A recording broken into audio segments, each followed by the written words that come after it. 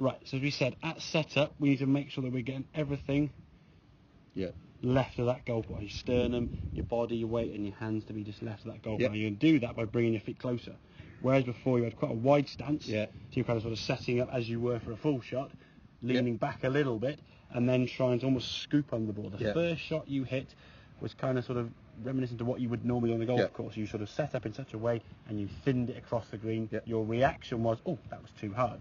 You didn't hit the ball too hard. You mishit it, so the ball went too far. And that's always something you've got to make sure you're aware of, okay? Because if you then react as the next as you did, this shot here now on the left-hand side was the second shot you did where you went too far, and you can see just sort of stabbing that club in the ground, just a complete sort of stop at the golf ball there, try not to go too far. The ball went 3 or 4 feet in front of you.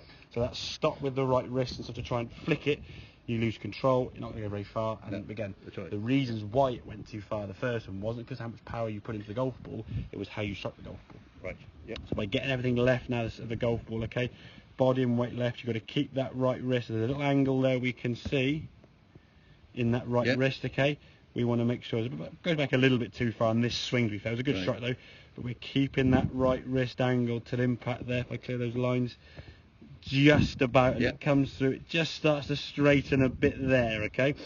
So you kind of were literally on the edge of being a little bit thin. This was actually a pretty good shot we can see in terms of the strike, but you can see how the handle of the club stops a little bit more and the club just goes a bit further. So if we can get that dragging drill that we did where you sort of set up, I draw it on here, okay. If you just look at that there, you look a little bit more leaning back this way where it's set up. If we go back, see the difference in your position there now to where you sort of hit it. So there's your setup, there was impact there, there's setup. So your hands have moved back a little bit. So that dragging drill, as we said, put the golf club back there with that right hand on the club and just drag the golf ball towards like a cushion, trying to keep the golf ball on the club face for as long as you can. It'll make sure that right wrist stays this way.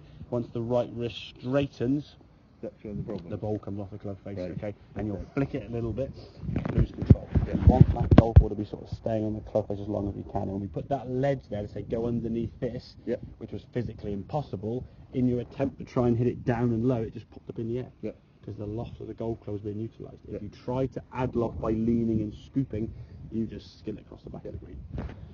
Case in point, though, we've got to make sure we choose the right club. If there's nothing in the way, keep the ball on the ground. The lower shot is an easier shot to play, okay? Even if you're going to that far flag down there, don't take a pitching wedge and try and fling it all the way down there.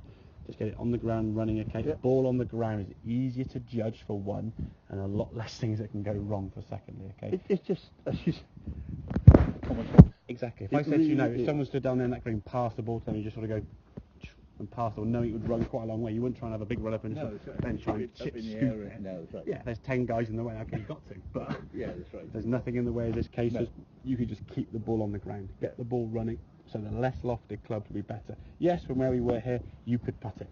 100% I'd say putt that ball. That's going to be your safest shot. You said your worst putt will be better than your best chip. Okay. But if the ground conditions are a bit hard and a bit rough there, and some of the spats are getting blue with the grass there, and you don't want to putt through that, it's worth then chipping the ball just to be able to play that shot. When 12 months, 2 years ago, when I was going around the golf course, if I had something like this there, I would take a 7 and just lift it over, over it. So, and that's why I think you've got to try to get back to playing if we can. Try and get back to playing the right. Make this game easier.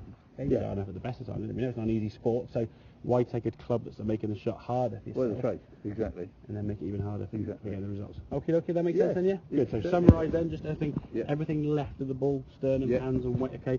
And just keep weight that on definitely on that front. Don't try to get behind. If you try and get back underneath, you just hit the ball on the way up. Yeah, exactly. Results in the pin. So weight forward, sternum forward. That's where the golf ball's going to interact with the golf ball. Okay? Your sternum's behind it, you'll just thin the ball. Get this overall left the golf ball. That's where the club bottom's at. Okay. Good man.